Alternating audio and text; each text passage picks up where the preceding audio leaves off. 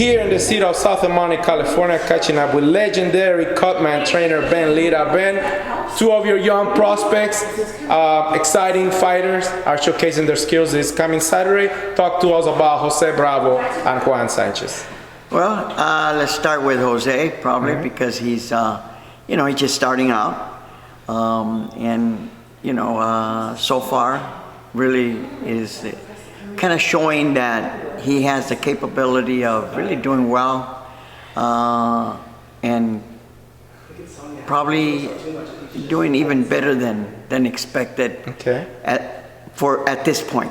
Yes. At this point, I think he's showing that he's got a lot of possibilities. Word around the gym, he's gotten this nickname, the Terminator. He got baptized by that by Arnold Barboza. 3 fights, 4 rounds only, all chaos. Yeah. Do you tell your young fighter, let's finish this thing off, let's go home, or is that just that's the way things are going? That's what I mean by the possibilities of doing very well. Right. Obviously, you expect them to do a certain, to be at a certain level, to do things that, at the point that they're at, that they get better as they're going. With Jose, the question is still there, that how well can he really do if he goes further than 1 or 2 rounds? Okay. So we're talking about stamina, maybe endurance. That's going to come in with the opponents. Okay. Or who he's fighting. The better they are, the longer they'll take him, and hopefully he can still do the same thing as he progresses along, that that he might finish him early, and there's nothing wrong with that. But he's learning as he goes, even with, like you say, the 4 rounds. But he still seems to have that aggressiveness, have that desire to learn, and has the commitment to keep on getting better. How many more 4-round fights before he jumps to a 6-rounder, Ben? I'm going to hope that maybe 5 rounds. Okay. 5 fights, 5 fights, and then maybe move him to 6. I've been offered 6-rounders now because it's kind of difficult to get him 4s. Because he's finishing up early? Because, right, they don't want to test that. Okay. Opponents or trainers don't want to just take that chance, which I don't blame them. Right. It's fine, I would do the same thing. But I think that after 5, I think he's ready to get a better up quality of guys because they're more experienced. Yes. So I think that's when we're going to start to see that other part of him, that other advancement of him. Yeah. So you like, so far, for 3 fights, you like his mentality, you like his approach, right? Everything's going well for a young prospect with 3 fights. I'm trying to, which is kind of hard to do, but to kind of level him up as opposed to being called a Terminator at this point of his starting career. All right. But it is what it is, and as long as he keeps his head level, then I think that that helps him a little bit, because obviously he'll feel more confident and more determined to think that I'm the next up and coming star. Right. So, which is fine. But again, moving him up to the 6 is when that time comes that he'll be able to accomplish that also there. Do you have any information about his opponent, Ben? On BoxRec it says TBA, so we don't know who he's fighting. That's where I say it's getting a little hard for him. Oh, all right. Yes, because they don't really want to accept. Disclose. Right. They're not accepting anything that's being offered to them. Wow. So we're going to keep on working, and we've got 5 more days, so let's see what happens. But there's a good chance that the fight may still happen, right?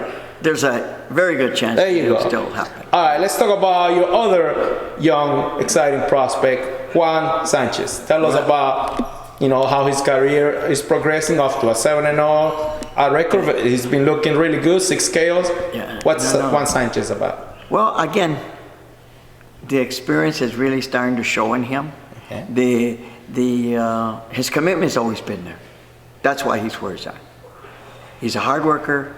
His work ethics are super, right? If you had to grade him, you're gonna give him an A. No matter what, I'm not gonna put him in the level of the up and coming stars and everything. Yes. Too early, But, right? right, it's too early. And, on both of them, if you follow their careers from the amateur part, very little amateur experience. So really, they've had to develop in a different way. Well, you just don't train any boxer. You see the goods before you start training a boxer. So you got to see the potential, right? Like Yeah, you said. I see the quality in them. Okay. I see the desire in them. I see the commitment in them. I think I have to see that first. Yes. And then I have to see that how would you just say that the incentive in them, Okay. that they're willing to do whatever they have to do. And you got to be patient as well, right? And, oh, definitely.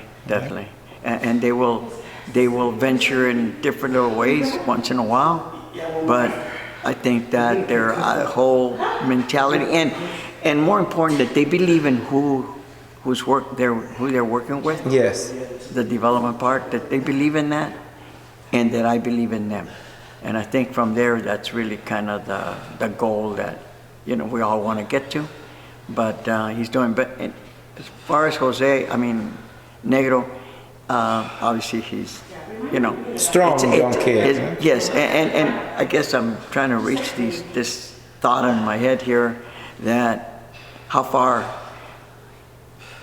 can I just say that I think he can make it, I think he can do really, really well, until I start putting him in there and really facing some better qualities. But I believe that he's got those qualities himself. He was telling me a little story a few minutes ago, how you guys met and how you got him to start training with you once he went to a training session over there in Big Bear, and you had a Perro Angulo. Yes. Right? Yeah, I was looking for sparring for Perro, and I asked around, and I ended up talking to Clemente, and hey, I've got a kid that, he's a young kid, but, I think he's got some skills. I think, he'll learn from him. It went all like, really feeling the water.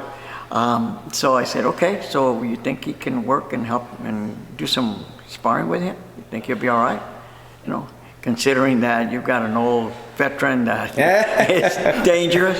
And, no, he said he'll do well. And sure enough, Abel tells me, he's got a lot of talent. All right. Yes, he does. Yes, and it's been what, 3 years since then? 3-4 years already? Somewhere around there. Okay. Yeah. And the improvement, and that, like I said, he was fighting a little heavy, so there was that time of him committing more and more in himself to be able to get to where it's starting to show more improvement in it, more skill in him, and he's starting to realize that besides the fact that he's tough and the work ethics are also like Jose's, probably even better. Okay. So that he's decided, let's put that effort to say, then if I have to get down, I have to sacrifice, that's not a problem, I'm going to do that. And he's tremendously done his job. Ben, just like you said, the way you're describing your fighters, I see your excitement in your voice, your face. What would you tell all those fight fans tuning in on Saturday night? They'll get to watch your fighters do your thing. There's no need for introduction. The boxing world, the fighting game knows who Ben Lira is. So they just want to know who these two young, exciting prospects are under Ben Lira's wing now. Well, hopefully they're going to show who they are, and they're going to make a statement of where they want to go. Okay. And the possibilities of them going there are very strong, and you're going to see some talent, and you're going to see some big strength and kids that come there to show who they are. Thank you very much, man. There you have it. This legend, this man has trained from A through Z. He's seen it all, and now he's got two young prospects with a very bright future, Jose Bravo and Juan Sanchez. Thank you very much. Ben, I will see you on Fight Night. Thank you, and just come and see. Come and see, and I hope you see some real talent. Thank you, Ben.